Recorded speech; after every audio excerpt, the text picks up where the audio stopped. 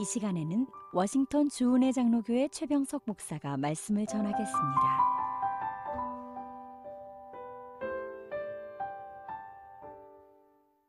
이 거룩한 주일 아침에 하나님께서 우리에게 허락하신 말씀은 시편 119편 65절에서 72절 말씀입니다. 여호와여, 주의 말씀대로 주의 종을 선대하셨나이다. 내가 주의 계명을 믿었사오니 명철과 지식을 내게 가르치소서. 고난 당하기 전에는 내가 그릇 행하였더니 이제는 주의 말씀을 지키나이다. 주는 선하사 선을 행하시오니 주의 율례로 나를 가르치소서. 교만한 자가 거짓을 지어 나를 치려하였사오나 나는 전심으로 주의 법도를 지키리이다. 저의 마음은 살쪄 지방 같으나 나는 주의 법을 즐거워하나이다. 고난당한 것이 내게 유익이라. 이로 인하여 내가 주의 율례를 배우게 되었나이다.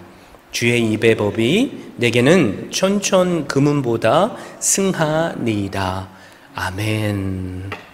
오늘 고난에 관한 주제로 세 번째 말씀을 전합니다. 주신 말씀을 힘입어서 고난이 내게 유익이라 라는 제목으로 말씀을 증거하고자 합니다.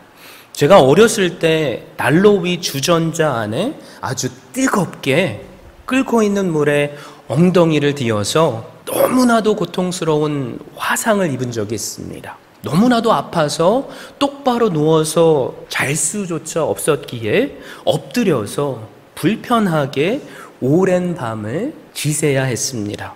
그러면서 문득 만약에 내가 고통을 느끼지 않는다면 얼마나 좋을까, 얼마나 축복일까 라는 생각을 한 적이 있습니다. 사랑하는 성도 여러분, 만약에 우리가 아무런 고통을 느끼지 못한다면 이것이 축복일까요? 아니면 저주일까요? 어떻게 생각하십니까? 그런데 이 세상에는 아무런 고통을 느끼지 못하는 사람들이 있습니다. 바로 나병 환자들이죠. 인도에서 나병 환자들을 대상으로 의료 선교를 했던 브랜드 박사의 말을 들어보면 나병 환자들의 가장 큰 문제점은 아무런 고통을 느끼지 못한다라는 것입니다.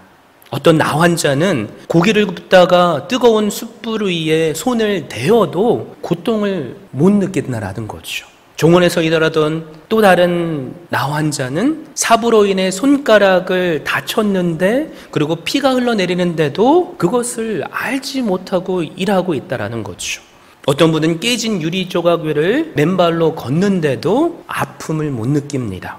또 어떤 환자는 밤중에 잠을 자는 동안 쥐가 와서 손가락이나 발가락을 물어가도 통증을 못 느끼기에 심각한 상황이었다라는 거죠.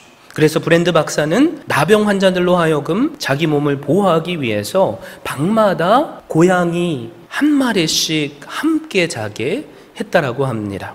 이와 같은 의학적인 관찰을 통해서 브랜드 박사가 도달한 결론은 고통이 하나님께서 주신 선물이라는 것입니다. 고통이 저주가 아니라 축복이라는 것입니다. 오늘 우리가 함께 읽은 시편의 말씀에도 보면 시편 기자는 고난당한 것이 내게 유익이라 라고 고백하고 있습니다. 우리는 이 시인의 인생의 어떤 사건을 두고 고난이라고 말하는지를 확실히 알 수는 없습니다. 시인이 말하는 고난이 자기 죄와 무지로 인해서 또한 허물로 인해서 초래된 고난일 수도 있죠. 다른 사람의 죄와 세상의 악과 사단의 계계를 내가 당했기에 부당하게 당하는 고난일 수도 있습니다. 또한 선을 행하다가 오게 되는 고난일 수 있죠. 그런데 우리가 여기에서 알아야 될 것이 무엇이냐면 본문에서 의미하는 고난은 위의 고난들을 다 아우르는 고난들이라는 것입니다. 한 가지 더 우리가 기억해야 할 것이 있는데 고난 자체가 유익이 아니라 고난당한 것이 하나님을 믿는 성도들에게 결국에는 유익이 된다는 것을 말하고 있다는 것입니다. 사랑하는 성도 여러분, 우리는 정말로 고난당한 것이 유익이라고 생각합니까? 여러분 어떠세요? 고난이 유익입니까? 만약에 그렇지 않다면 오늘 주신 말씀으로 고난이 내게 정말로 유익이 됨을 깨닫는 시간이 되시기를 바랍니다. 시편 기자는 주신 말씀으로 고난이 우리에게 유익이 되는 세 가지의 이유를 선포하고 있습니다. 첫째는 고난이 우리로 하여금 죄에서 돌이켜 하나님께 돌아오게 하기에 유익합니다. 두 번째는 고난이 우리로 하여금 선하시고 선한 일을 행하시는 하나님을 경험하게 하기에 유익합니다. 마지막 세 번째는 고난이 우리로 하여금 주의 율례를 배우게 하기에 유익합니다. 고난이 우리에게 주는 첫 번째 유익이 뭐라고 그랬죠? 고난이 우리로 하여금 죄에서 돌이켜 하나님께 돌아오게 하기에 유익하다는 것입니다. 67절에서 시인은 이렇게 고백하죠. 고난 당하기 전에는 내가 그릇 행하였더니 이제는 주의 말씀을 지키니이다. 무슨 말이죠? 고난이 자기의 죄를 보고 슬퍼하게 만들고 죄에서 돌이키게 만들어주기 때문에 유익하다는 것입니다. 사랑하는 성도 여러분, 객지에서 생활하는 사람이 언제 집 생각이 날까요? 고생할 때죠. 미국에서도 혼자 유학하는 학생들이 많죠. 이렇게 타지에서 공부하는 자녀가 언제 부모님 생각이 납니까? 몸이 아플 때입니다. 그렇다면 인간은 언제 하나님을 찾게 되죠? 고난 당할 때라는 거죠. 사람은 창조주 하나님을 믿고 살도록 지음을 받았습니다. 사람은 하나님 아버지와의 친밀한 관계 속에서 행복할 수 있다는 거죠.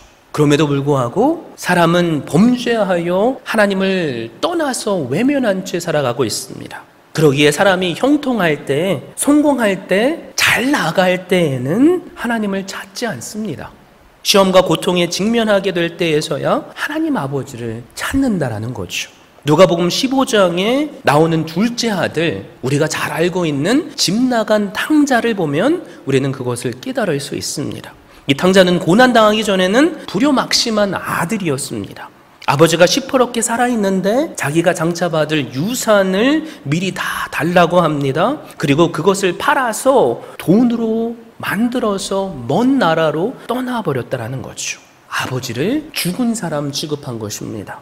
그것만이 아닙니다. 그 돈을 다 허랑방탕하게 소비해버리고 탕진해버린 거죠. 그때 마침 그 나라에 큰 흉년이 들었습니다. 너무 배고파서 그 나라 백성 중에 한 사람의 집에서 돼지를 치는 일을 했는데 돼지가 먹는 쥐염 열매조차도 먹지 못해서 너무나도 고난 가운데 있었다라는 거죠. 이 탕자는 돈이 있고 친구가 있고 먹을 것이 있었을 때 아버지를 찾지 않았습니다. 모든 것이 다 떨어지고 나서야, 그리고 춥고 배고프게 돼서야 아버지를 찾았다라는 거죠. 그래서 품꾼의 하나라도 써달라고 요청하기 위해서 결심을 했고 아버지 집에 돌아왔습니다. 여러분, 우리도 마찬가지입니다. 우리가 보통 평안할 때는 예수님을 찾지 않죠. 그러다가 어느 날 갑자기 병이 찾아오거나 사업에 실패를 하거나 또 어려운 일들을 당할 때 주님을 그제서야 찾게 됐다라는 거죠. 막 우리 가운데에서도 아무런 고난이 없고 편안했더라면 예수 그리스도를 믿지 않았을 분들이 계실 줄 압니다. 그러나 고통스러운 그 고난 때문에 우리는 하나님 앞에 올 수 있었던 것입니다. 지나놓고 보니까 그래서 우리의 입술로 뭐라고 고백하죠? 모든 저의 삶이 하나님의 은혜였습니다. 이렇게 고백하게 된다는 거죠. 그래서 고난과 고통이 지금은 너무나도 힘든 것처럼 느껴질지라도 우리는 감사할 수 있습니다. 순전한 기독교 등 여러 많은 영향력 있는 신앙서적의 저자죠. C.S. 루이스는 고난은 하나님의 메가폰이다라고 말했습니다. 무슨 말이죠? 고난이 하나님의 말씀을 더 자세하게 들을 수 있는 확성기의 역할을 한다는 거죠. 하나님께서 우리가 그릇된 길로 행할 때 고난이라는 확성기를 통해서 우리가 전에는 들어보지도 못했던, 그리고 깨닫지 못했던 하나님의 음성을 깨닫게 하신다는 거죠. 우리로 하여금 그래서 아버지 하나님께 돌아오게 만듭니다. 이것이 고난이 우리에게 주는 유익입니다. 사랑하는 성도 여러분, 우리 가운데 지금 어두컴컴한 고난의 터널을 지나고 계신 분 있습니까? 감당하기 힘든 고통 때문에 좌절하고 계신 분 계십니까? 어찌하여 저에게 이렇게 어려운 일들을 허락하십니까? 라고 한탄하시는 분 계십니까? 기억하십시오. 지금이 바로 하나님을 찾을 때입니다. 하나님을 부르짖으시기 바랍니다. 하나님께서 우리를 건져주시고 우리로 하여금 영광을 받으실 줄 믿습니다. 시편 50편 15절에서 또 다른 시인은 이렇게 고백하죠. 환난 날에 나를 부르라. 내가 너를 건지리니 내가 나를 영화롭게 하리로다. 고난이 아버지 품으로 돌아오게 되는 하나님의 은혜입니다. 고난이 아버지 품으로 돌아오라는 살아계신 하나님의 음성입니다. 주님의 품으로 우리가 오늘 이 순간 돌아올 수 있게 되시기를 바랍니다. 혹시 우리 주변 가운데 고난을 당하시는 분 계십니까? 찾아가셔서 위로할 수 있게 되기를 바랍니다. 그리고 하나님의 말씀을 전하게 되기를 바랍니다. 그래서 고난이 어서 돌아오라는 하나님의 음성임을 깨닫게 해줄 수 있게 되시기를 바랍니다. 우리가 주님 앞에 나오면 주님은 우리를 회복시키시고 우리에게 놀라운 은혜를 주시기 때문입니다. 우리가 함께 고난이 우리로 하여금 죄에서 돌이켜 하나님께 돌아오게 하기에 유익함을 들었습니다. 그렇다면 고난이 우리에게 주는 유익, 그 두 번째가 무엇입니까? 고난은 우리로 하여금 선하시고 선한 일을 행하시는 하나님을 경험하게 하기에 유익합니다. 시인은 그래서 68절에서 이렇게 고백하죠. 주는 선하사 선을 행하시오니 주의 율례로 나를 가르치소서. 하나님께서는 선하셔서 또한 선한 일을 행하시기에 지금은 고통처럼 느껴지는 고난일지라도 유익하다라는 것입니다. 우리는 이 선하사 선을 행하시는 하나님에 대해서 함께 이미 살펴본 돌아온 탕자의 말씀을 통해 다시 한번 깨닫게 됩니다. 탕자가 돌이켜서 회개하죠. 그리고 아버지께로 돌아옵니다. 그런데 만약에 아버지가 자신을 죽은 사람 취급한 아들, 자신의 자존심에 상처를 준 아들을 미워해서 받아주지 않는다면 어떻게 되겠습니까? 돌아오고자 한 아들의 결단은 무가치한 결단이 될 것입니다. 아들이 돌아온 그 행동도 헛수고가 될 것입니다. 그리고 이 아들은 더 이상 의지하고 기댈 소망을 잃어버렸기에 더 감당하기 어려운 고난이라는 나락으로 떨어지게 될 것입니다. 그러나 누가복음 15장 20절을 보시면 아버지가 저를 보고 측은히 여겨 달려가 목을 안고 입을 맞추니 라고 말합니다. 거지 행색을 한 아들을 멀리서부터 아버지가 먼저 알아봤다라는 거죠. 그래서 달려와서 냄새가 남에도 불구하고 안아주고 입을 맞추는 아버지. 이 아버지는 더 나아가서 좋은 옷을 입혀주고 아들을 상징하는 반지를 손에다 껴주고 발에는 신을 신겨줍니다. 더 나아가 송아지를 잡아서 잔치를 베풀죠. 누가복음 15장 24절에는 이 내 아들은 죽었다가 다시 살아났으며 내가 잃었다가 다시 얻었노라 하니 저희가 즐거워하더라 라고 선포합니다. 이 아버지가 우리가 믿고 있는 선하시고 선한 일을 행하시는 우리의 아버지이심을 믿게 되시길 바랍니다. 지금 이 순간 아버지 앞에 나오십시오. 사람을 의지하지 마시고 주님 앞에 나올 수 있게 되시길 바랍니다. 그래서 나를 이 고난 가운데서도 맞아주시는 그 은혜, 그 사랑 누리시는 우리 모두가 되시기를 주님의 이름으로 축원드립니다. 여러분들은 이미 윌리엄 캐리라는 인도 선교사에 대해서 들어서 알고 계실 것입니다. 인도 최초의 선교사죠. 윌리엄 캐리는 짧은 시간 안에 인도의 여러 지방 방언들의 활자를 만들어서 성경으로 찍어낸 선교사입니다. 또 중국어 활자를 제작하고 중국어로 성경을 번역하기도 했습니다. 인도 문법책을 만들어서 산스크리트어로 구약을 번역했고 벵갈어로 신약을 번역하고 지방마다 가서 문법책을 만들고 성경 말씀을 번역했다라는 거죠. 그 외에도 여러 가지 위대한 선교 일들을 감당했다라는 거죠. 그런데 1812년 3월 12일 날 그 선교센터에 불이 났습니다. 한순간에 20년 동안 피땀 흘려서 쌓아놓은 그 번역한 서적들이, 성경들이 다 재가 되어버렸다는 거죠. 상상할 수 없는 아주 낙심되는 고난이 찾아온 것입니다. 그런데 그 잿더미에서 윌리엄 캐리는 다른 선교사들과 함께 예배를 드립니다.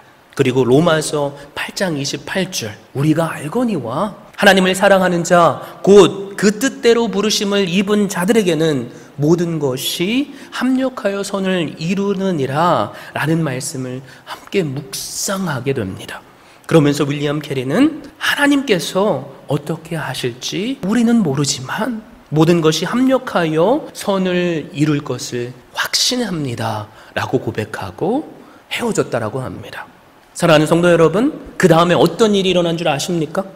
윌리엄 캐리의 조국인 영국까지 그 고난, 그 고통의 소식이 전해졌다라는 거죠. 그런데 놀라운 것은 이 고통의 소식을 듣고 영국 젊은이들 사이에서 영적인 각성 운동이 일어났다는 것입니다. 한두 명이 아니라 3,000명이나 되는 젊은이들이 선교사로 지원하게 됐다는 거죠. 그 중에서 500명의 선교사와 또 전문가들이 윌리엄 캐리가 있는 인도로 오게 됩니다. 그리고 윌리엄 캐리를 도와서 20년 동안 했던 일을 단 2년 만에 복구하게 되는 놀라운 하나님의 역사를 경험하게 됐다라는 거죠. 그것이 끝이 아닙니다. 이들이 인도 곳곳에서 선교의 사명을 감당했기에 놀라운 성령의 불길이, 전도의 불길이 일어났습니다. 사랑하는 성도 여러분, 우리는 선하시고 또한 선한 일을 행하시는 하나님을 믿습니까? 이 하나님께서 우리의 아버지 되심을 믿습니까? 하나님을 사랑하는 자, 곧 그 뜻대로 부르심을 받은 우리 성도들이 만나게 되는 모든 종류의 고난은 그래서 궁극적으로 선하신 하나님을 만나고 경험하게 되는 유익이라는 것입니다.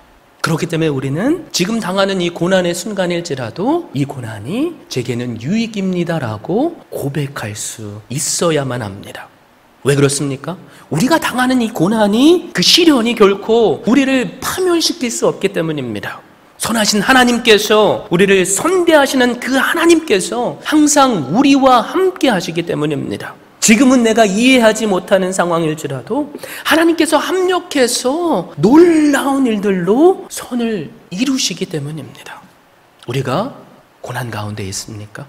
내가 마치 집 나간 탕자로 느껴지십니까? 주님 앞에 돌아오십시오. 그리고 우리를 선대하시고 선한 일로 놀라운 은혜를 주시는, 그 복을 주시는 살아계신 하나님을 누리시게 되는 저와 주님의 교회 모든 성도님들 되시기를 주님의 이름으로 축원드립니다.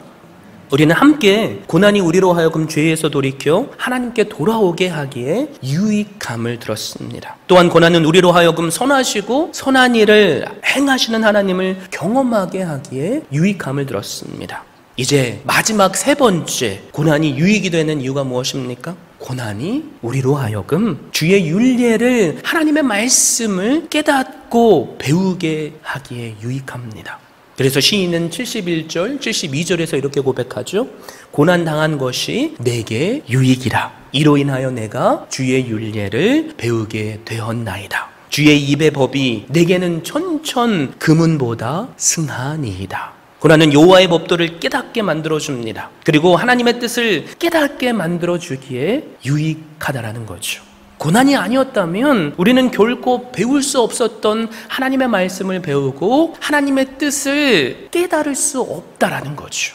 스코틀랜드 복음 전도자요 찬송가 작사자인 호라티우스 보나르 목사님은 그래서 이런 고백을 했다라고 합니다. 고난의 때에는 모든 것이 얼마나 빨리 깨우치는지요. 마치 고통이 우리의 능력을 일깨우고 새로운 통찰력을 제공하는 듯합니다. 우리는 단 하루 만에 지난 수십 년 동안 깨우친 것보다 훨씬 더 많은 성경 지식을 습득합니다.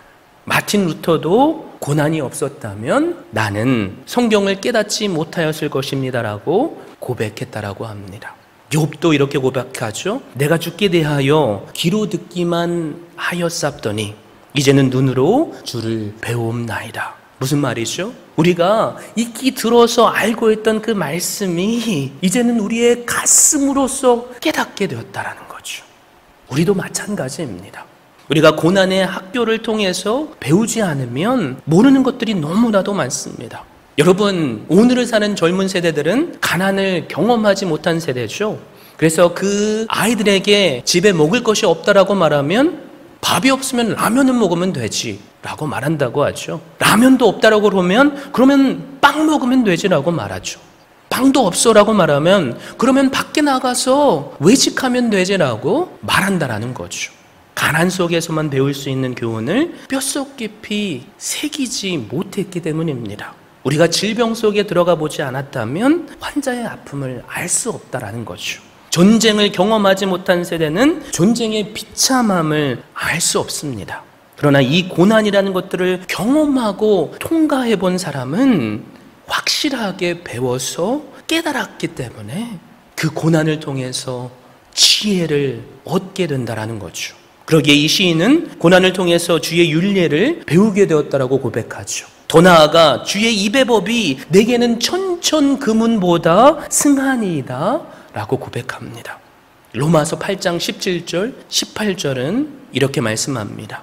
자녀이면 또한 후사 곧 하나님의 후사요 그리스도와 함께 한 후사니 우리가 그와 함께 영광을 받기 위하여 고난도 함께 받아야 될 것이니라. 생각건대 현재의 고난은 장차 우리에게 나타날 영광과 좋게 비교할 수 없도다. 예수님과 함께 우리가 영광을 받기 위해서는 고난도 함께 받아야 한다라고 사도 바울은 선포하고 있습니다. 예수님께서 그렇다면 받으신 고난이 무엇입니까? 그것은 바로 십자가죠. 십자가는 그래서 고난의 결정체입니다. 하나님의 본체 되시는 그 하나님께서 인간의 연약한 육신을 입고 이 땅에 내려오셨습니다. 그리고 내가 죽어야 할 그 십자가의 자리, 내가 당해야 할 그 비난과 그 고난의 자리, 주님께서 대신 감당하셨다라는 거죠. 그리고 십자가에서 자신의 온몸의 피와 물을 다 흘리심으로 우리의 죄를 깨끗하게 씻어주셨습니다. 그래서 우리는 이 예수 그리스도를 믿는 믿음으로 주님 앞에 나오면 하나님의 자녀가 되는 권세를 받는다라는 거죠. 그래서 우리가 비록 지금 가고 있는 길이 하나님께서 보시기에 합당한 길이 아닐지라도 돌아와서 아버지 앞에 오게만 되면 아버지는 선하신 하나님이시기에 우리를 받아주신다라는 것입니다. 그렇기 때문에 십자가는 기독교의 핵심이고 성경의 핵심입니다. 기독교의 핵심은 엄밀히 말해서 사랑의 윤리가 아니라는 거죠. 사회 정의도 아닙니다. 기독교의 핵심은 예수 그리스도와 그분이 달리신 십자가입니다. 왜 그렇습니까? 이 십자가가 우리의 운명과 삶을 송두리째 바꿔버렸기 때문입니다. 저주가 축복으로 변하고, 이 십자가를 통해서 미움이 사랑으로 변하고, 이 십자가를 통해서 우리의 이기적인 삶이 헌신의 삶으로 변하게 됐다라는 거죠. 여러분, 일주일 동안 너무나도 고된 삶을 사시고 있는 거 분명히 하나님께서 아십니다. 그러나 우리가 이 아침에 주님의 전에 나온 이유가 무엇입니까? 그 십자가의 그 사랑, 그 하나만으로도 감사해서 부족하지만 주님을 예배하고자 이 자리에 나온 것 아닙니까? 그래서 십자가는 가장 비극적인 하나님의 사랑이 나타난 곳입니다. 그리고 십자가는 거룩하신 하나님과 죄인된 인간이 만나는 곳이 됩니다. 이 십자가를 통해서 구원을 이루신 예수 그리스도를 이 시간 믿으시기 바랍니다. 여러분, 우리가 믿는다면 고난의 순간 속에서도 끝까지 이 주님을 바라보십시오. 더 나아가 이 주님과 동행하시길 바랍니다. 한 귀한 복음 전도자에 관해서 소개하려고 합니다.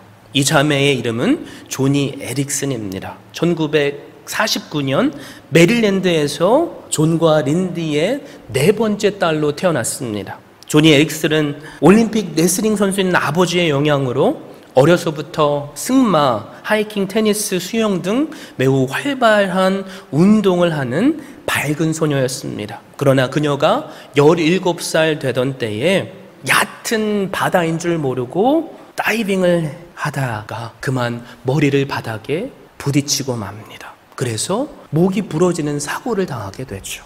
그녀를 발견한 가족이 응급차로 병원으로 수송했지만 결국 그녀는 하반신 마비가 되어버렸습니다. 어린 나이에 이런 일을 당하니까 그 아내는 상심했을 것이죠. 그래서 비록 하나님에 대해서 들어서 알고 있었지만 그 안에는 극도의 분노와 좌절, 그리고 하나님을 향한 원망이 일어났다라는 거죠. 그래서 우울증을 경험하기도 하고 그 가운데 자살까지도 생각하게 됩니다. 그런데 이 상황 속에서 이 자매는 한 전도자를 만나게 됩니다. 하나님은 당신을 사랑하십니다라는 말을 들었다라는 거죠. 그 이야기를 듣고 이 소녀가 버럭 화를 내면서 이렇게 말합니다. 뭐라고요? 사랑이라고요? 아니, 사랑한다는 것이 기껏 이것입니까? 그렇다면 가서 하나님께 전하십시오. 제발 날 사랑하지 말고 내버려 두라고 말입니다. 그때 전도자는 묵묵히 이런 말을 합니다. 당신이 만약 이 고통 속에서 하나님 앞에 감사한다면 당신은 하나님께 아주 놀랍게 쓰임받게 될 것입니다. 그때부터 무슨 이유였는지는 몰라도 조니 에릭슨은 이를 악물고 감사할 수 없는 상황에서도 감사의 고백들을 하나님께 하기 시작했다라는 거죠. 그러면서 조니 에릭슨은 성경을 보게 됩니다. 그리고 한 가지 놀라운 사실을 깨닫게 되었습니다. 자기처럼 움직이지 못하고 무력하여서 마비된 채 십자가에 달리신 예수님의 모습을 깨닫게 된 것입니다. 이 자매는 어렸을 때부터 교회 다닌 자매입니다. 예수 그리스도에 대해서, 십자가에 대해서 들어도 수십 번, 수백 번은 들었을 것입니다. 그런데 바로 그 순간에서야, 어느 순간이죠? 가장 큰 고통의 순간에서야 이 십자가의 은혜를 깨닫게 되었다라는 거죠. 지금 나는 손가락이 오그라들고 근육은 쇠약하고 무릎은 비틀리고 어깨 아래로는 아무런 감각이 없지만 나도 예수님처럼 그날이 되면 가볍고 눈부신 의의 옷을 입은 새로운 몸을 가지게 될 것이다. 너무나도 귀한 고백인 것 같습니다. 이 이후로 조니 에릭슨의 삶은 완전히 바뀐 삶을 살게 됩니다. 그래서 자기와 같은 장애인들을 찾아가며 고난 가운데 깨닫게 하신 하나님, 또한 예수님께서 주신 희망을 전하며 십자가의 복음을 전하는 전도자의 삶을 살았다라는 거죠. 이 자매를 통해서 수많은 장애인 분들이 주님 앞에 돌아오게 됐다라는 것입니다. 이처럼 성도는 평소에도 하나님의 말씀을 사모하고 묵상하죠. 그런데 우리가 고난을 겪게 되면 우리가 머리로 알고 있던 그 성경의 지식들이 이제는 가슴으로 체험하게 되고 우리의 삶으로 경험하게 된다는 거죠.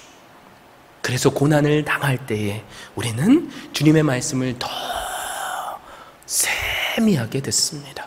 고난을 당할 때 주님의 말씀에 귀를 기울이게 되고 땅의 축복보다 하늘의 놀라운 축복을 누리게 된다는 거죠. 주신 말씀을 통해 고난이 나로 하여금 예수 그리스도를 바로 알게 하며 하나님의 말씀을 온전히 깨닫게 하는 유익이 있음을 이 시간 우리도 깨닫게 되시기를 바랍니다.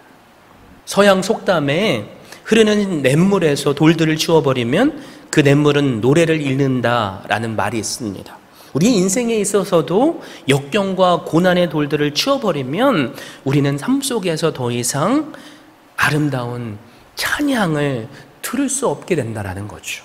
그러므로 우리는 고난과 역경이 왔을 때 하나님, 이 고난들을 제거해 주십시오라고 말하는 것이 아니라 고난이 우리로 하여금 죄에서 돌이켜 하나님께 돌아오게 하기에, 우리로 하여금 선하시고 선한 일을 행하시는 하나님을 경험하게 하기에, 우리로 하여금 전에는 깨닫지 못한 그 놀라운 말씀의 은혜를 배우게 하기에 고난 가운데에서도 우리의 입술을 통해서 아름다운 찬양이 흘러나오게 되는 저와 주님의 교회 모든 성도님들이 되시기를 주님의 이름으로 축원드립니다.